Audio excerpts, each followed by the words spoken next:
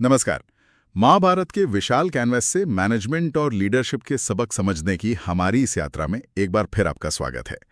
आज हम एक ऐसे किरदार पर बात करने वाले हैं जिनका नाम आते ही अनुशासन, युद्ध कौशल, गुरु शिष्य परंपरा ये सब दिमाग में घूम जाता है। जी हाँ, गुरु द्रोणाचार्य। बिल्कुल। और द्रोणाचार्य की कहानी सिर्फ एक महान गुरु की कहानी नहीं है ना। इसमें नेतृत्व की, पक्षपात की और हाँ, टैलेंट मैनेजमेंट की बहुत गहरी परतें छिपी हैं। सही कहा। हमारे पास जो स्रोत हैं वो भी इसी नजरिए से देखते हैं, कैसे एक इतना प्रतिभाशाली व्यक्ति भी अपनी निष्ठाओं, अपने अतीत के घावों और दबावों में आकर कुछ ऐसे फैसले ले लेता है जिनके परिणाम बहुत दूर तक जाते हैं। और ये द्वंद्व मतलब हजारों साल पुराने जरूर है, पर आज भी लीडर्स के सामने आते हैं। बिल्कुल। योग्यता को कैसे पहचानें, कैसे पुरस्कृत करें, और वो जो व्यक्तिगत पसंद नापसंद होती है या पूर्वाग्रह होते हैं, उनसे कैसे बचा जाए। हाँ, और सिस्टम के प्रति वफादारी बनाम असली टैलेंट, इसमें संतुलन कैसे बने, ये बहुत बड़े सवाल हैं। तो चलिए इन्हीं सवालों के जवाब ढूंढने की कोशिश करते हैं। द्रोणाचार्य की जीवन की कहानी में उतरते हैं, परत दर परत। शुरुआत होती है उनके जन्म और शुरुआती जीवन से। ऋषि भारद्वाज के पुत्र, सम्मानित ब्राह्मण कुल में जन्म हुआ। हाँ, लेकिन बचपन गरीबी में बीता, बहुत ज्यादा। इसके बावजूद सीखने की लगन कमाल की थी। शास्त्र और शस्त्र दोनों में ही वो असाधारण रूप से निपुण हो गए। पर यहाँ एक बात जरूरी है, जो स्रोत बताते हैं कि इतनी योग्यता के बाद भी समाज ने या शायद किस्मत ने कहें, उन्हें वो सम्मान या वो जगह नहीं दी जिसके वो हकदार थे। और ये अनुभव जब किसी योग्य व्यक्ति को पहचान नहीं मिलती तो उसका असर बहुत गहरा होता है। महत्वाकांक्षा तो जगती है, पर साथ में शायद असुरक्षा या एक शिकायत का भाव भी आ जाता है दुनिया से। हाँ, और शायद यही पृष्ठभूमि थी उस घटना की जो उनके जीवन का एक बड़ा मोड़ बनी। उनके बचपन के दोस्त द्रुपद के साथ जो हुआ। पांचाल के राजकुमार द्रुपद। जी, द्रुपद जब राजा बने तो उन्होंने द्रोण को पहचानने से ही इनकार कर दिया। वो बचपन की दोस्ती, वो वादे सब भुला दिए। और सिर्फ इनकार नहीं किया, अपमानित किया।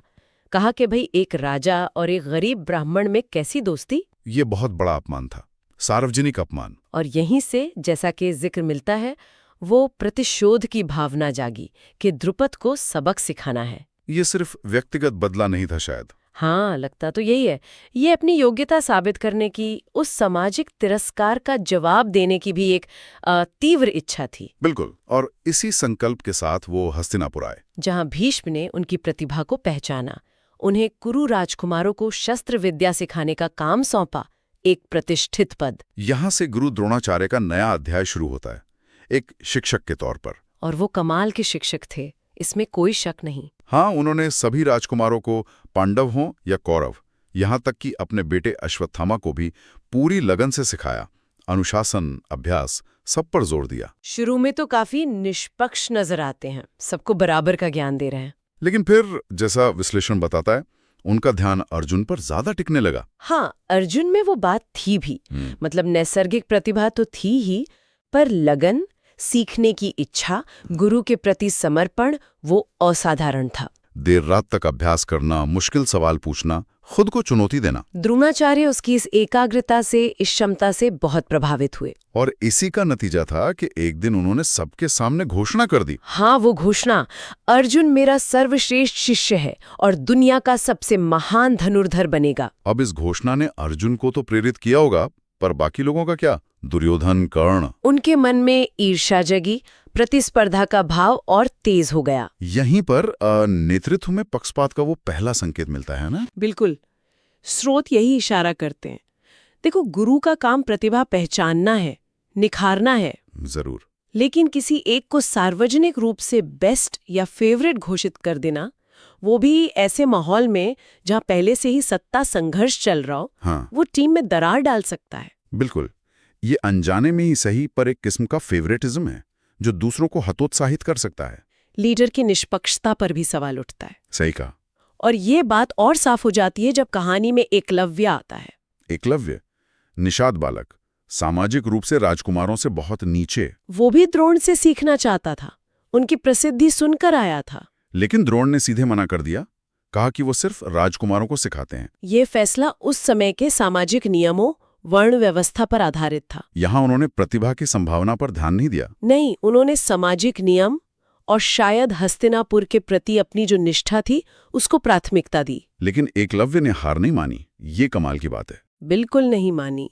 उसने जंगल में जाकर द्रोण की मिट्टी की मूर्ति बनाई उसे ही गुरु मान लिया और खुद ही अभ्यास शुरू कर दिया, कठोर अनुशासन के साथ। और उसकी एकाग्रता, उसका समर्पण इतना गहरा था कि वो धनुर्विद्या में अविश्वसनीय रूप से कुशल हो गया। हाँ, वो कुत्ते वाली घटना याद है ना, जब द्रोण और राजकुमार शिकार पर थे। हाँ, कुत्ता भौंक रहा था और एकलव्य ने बिना देखे शब्दभेदी बाणों से उसका मुंह ऐसे बंद किया कि चोट भी नहीं आई, पर आवाज बंद हो गई। जब द्रोण ने ये देखा, राजकुमारों ने देखा, तो वो दंग रह गए। समझ गए कि ये किसी साधारण तीरंदाज का काम नहीं। और जब पूछा कि गुरु कौन है, तो उसने द्रोण की मूर्ति की तरफ इशारा कर दिया। एक असाधारण प्रतिभा जो गुरु के बिना सिर्फ उनकी प्रेरणा से उस स्तर पर पहुंच गई थी। शायद अर्जुन के लिए भी चुनौती बन सकती थी। लेकिन इसके बाद जो हुआ वो शायद द्रोणाचार्य के जीवन का सबसे विवादास्पद हिस्सा है। बिल्कुल, अर्जुन को चिंता हुई। उसने द्रोण को उनका वचन याद दिलाया कि अर्जुन ही सर्वश्रेष्ठ होगा। अब द्रोण फंस गए एक धर्म संकट में। एक तरफ एकलव्य की अद्भुत प्रतिभा जो उन्हीं के नाम पर पली बड़ी थी, दूसरी तरफ अर्जुन को दिया वचन और हस्तिनापुर के प्रति निष्ठा। उन्होंने रास्ता कौन सा चुना? उन्होंने चुना गुरु दक्षिणा मांगने का। एकलव्य तो तैयार हो गया, वो तो उन्हें गुरु मान चुका था। हाँ, उसने कहा आप जो मांगे। और द्रोण ने मांगा उसके दाहिने हाथ का अंगूठा, ये जानते हुए कि अंगूठे के बिना धनुष चलाना नामुमकिन है। उन्होंने एकलव्य का भविष्य खत्म कर दिया। हाँ, वचन निभाया, राजनीतिक स्थिति शायद बचा ली, पर एक महान प्रतिभा का दमन करके। यहाँ पर विश्लेषण साफ कहता है, द्रोण के अंदर का जो शिक्षक था, जो टैलेंट पहचानता था, वो हार गया। उस राजनेता से, उस हस्तिनापुर के सेवक से, जिसे अर्जुन को टॉप पर रखना था। उन्होंने धर्म पर राजधर्म को तरजीह दी, नैसर्गिक न्याय पर व्यवस्था को। और अगर इसे बड़े पैमाने पर देखें तो ये लीडरशिप का एक क्लासिक नैतिक द्वंद्व है। जब कोई लीडर किसी की योग्यता को सिर्फ इसलिए दबा देता है क्योंकि वो सिस्टम में फिट नहीं होता या लीडर के अपने लक्ष्यों के आड़े आता है, तो ये सिर्फ उस व्यक्ति के साथ अन्याय नहीं है। बिल्कुल नहीं, ये पूरे संगठन या समाज की क्षमता को भी कम करता है और लीडर की अपनी नैतिक विश्वसनीयता पर हमेशा के लिए सवाल खड़ा कर देता है। एकलव्य का अंगूठा मांगना सिर्फ एक प्रतिभा का हनन नहीं था, वो मेरिटोक्रेसी मतलब योग्यता तंत्र के सिद्धांत का भी उल्लंघन था। बाद में द्रोण ने द्रुपद को हराया, अपना बदला पूरा किया, आधा राज्य भी ले लिया, अश्वत्थामा को दिया, प्रतिशोध पूरा हुआ। पर क्या उन्हें शांति मिली? स्रोत कहते हैं कि एकलव्य के साथ जो किया उसका बोझ शायद वो जिंदगी भर उठाते रहे। लगता तो यही है। देखिए, उन्होंने अर्जुन को महान योद्धा बनाया, इसमें कोई शक नहीं। महाभारत युद्ध में वो कौरवों के सेनापति बने। बिल्कुल, पर उनके फैसले हमेशा सवालों में रहे। मैनेजमेंट के नजरिए से देखें तो हाँ, मैनेजमेंट के नजरिए से द्रोणाचार्य टैलेंट पहचानने और निखारने में, मतलब टैलेंट स्पॉटिंग एंड डेवलपमेंट में तो माहिर थे। अर्जुन इसका उदाहरण है। लेकिन टैलेंट मैनेजमेंट का एक और अहम पहलू है निष्पक्षता, समान अवसर देना। और उसमें वो एकलव्य के मामले में चूक गए, बुरी तरह चूके। तो यहाँ दो पहलू साफ दिखते हैं।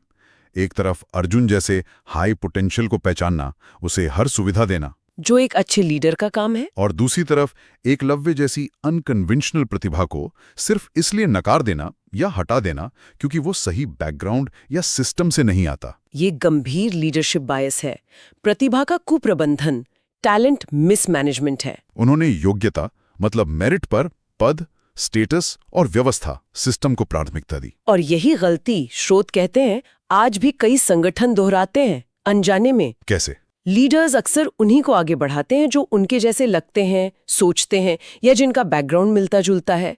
इसे लाइक मी बायस कहते हैं। या फिर वो स्थापित नियमों और हायरार्की में इतने बंधे होते हैं कि वो उन लोगों की क्षमता देख ही नहीं पाते जो पारंपरिक खांचों में फिट नहीं होते, जिन्हें हम आउटसाइड द बॉक्स टैलेंट कहते हैं। एकलव्य बिल्कुल वैसा ही था। बिल्कुल, उसमें पोटेंशियल था, क्षमता थी, पर पोजीशन नहीं थी, इसलिए नजरअंदाज कर दिया गया।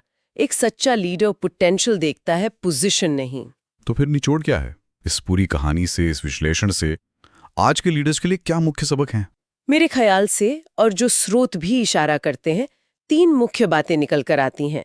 पहली, योग्यता ही सबसे ऊपर होनी चाहिए, मेरिटोक्रेसी मैटर्स। लीडर का पहला काम है प्रतिभा पहचानना और उसे मौका देना, चाहे वो कहीं से भी आए। व्यक्तिगत समीकरण, सामाजिक दबाव, पूर्वाग्रह, ये सब योग्यता के आड़े नहीं आने चाहिए। बिल्कुल। दूसरा सबक, पक्षपात से सावधान रहें। Beware of bias. लीडर्स को अपने अंदर के सचेत और अचेत मतलब कॉन्शियस और अनकॉन्शियस बायसेस को पहचानने की और उन्हें दूर करने की लगातार कोशिश करनी चाहिए। क्योंकि पक्षपात से टीम में अविश्वास फैलता है, असंतुलन आता है, मनोबल गिरता है। हाँ, और इससे न सिर्फ एकलव्य जैसी प्रतिभा खो जाती है, बल्कि अर्जुन जैसे सफल लोगों की सफलता पर भी सवाल उठ सकता है कि क्या उन्हें सिर्फ योग्यता के बल पर ही सब मिला। तीसरा सबक क्या है? तीसरा है नैतिक जिम्मेदारी निभाना। Uphold ethical responsibility. एक गुरु, मेंटोर या लीडर का काम सिर्फ स्किल सिखाना या रिजल्ट देना नहीं है। उन्हें न्याय, निष्पक्षता, नैतिकता के ऊंचे मानकों को बनाए रखना होता है, खासकर मुश्किल फैसलों के समय। द्रोणाचार्य का एकलव्य वाला व्यवहार दिखाता है कि कैसे एक नैतिक चूक पूरी विरासत पर दाग लगा सकती है। लीडरशिप सिर्फ लक्ष्य पाना नहीं, सही तरीके से पाना भी है। बिल्कुल सही। सही कहा।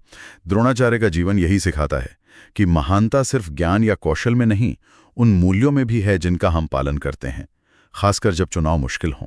उन्होंने अर्जुन जैसे योद्धा को तराशा जिसने इतिहास बदला, पर उनकी कहानी ये भी याद दिलाती है कि लीडरशिप में इमोशनल इंटेलिजेंस, एथिकल क्लैरिटी और फेयरनेस, भावनात्मक समझ, नैतिक स्पष्टता और निष्पक्षता, हाँ, ये सब उतने ही जरूरी हैं जितनी स्ट्रैटेजिक सोच या एक्सपर्टीज। तो ये थी गुरु द्रोणाचार्य के जीवन और उनके फैसलों पर हमारी आज की ये बातचीत। एक असाधारण गुरु, एक जटिल लीडर, जो प्रतिभा पहचानने में तो माहिर थे, पर अपनी निष्ठाओं, अपने वचनों और शायद अपनी मानवीय कमजोरियों के जाल से पूरी तरह निकल नहीं पाए। उनकी कहानी प्रेरणा भी है और चेतावनी भी। और ये हमें सोचने पर मजबूर करती है कि आज के माहौल में लीडर्स कैसे अपने फैसलों में निष्पक्षता ला सकते हैं। वो कौन से सिस्टम बना सकते हैं जिनसे एकलव्य जैसी छिपी हुई प्रतिभाओं को भी मौका मिले। कहीं हम अपनी टीम्स में अनजाने में ऐसे अंगूठे तो नहीं मांग रहे जो किसी की क्षमता को सीमित कर रहे हो? ये सवाल हर लीडर को खुद से पूछना चाहिए। हमारी अगली कड़ी में हम महाभारत के एक और बहुत ही दिलचस्प और मार्मिक किरदार पर बात करेंगे, कर्ण। कर्ण, जिसे विश्लेषण कहता है टैलेंट विदाउट टाइटल। एक ऐसा योद्धा जो योग्यता में शायद किसी से कम नहीं था, पर जिसे अपनी पहचान और स्वीकृति के लिए जिंदगी भर संघर्ष करना पड़ा। उसकी कहानी से लीडरशिप और समाज के बारे में क्या सबक मिलते हैं, इस पर विस्तार से बात करेंगे। तब तक के लिए हमारे साथ बने रहने के लिए धन्यवाद।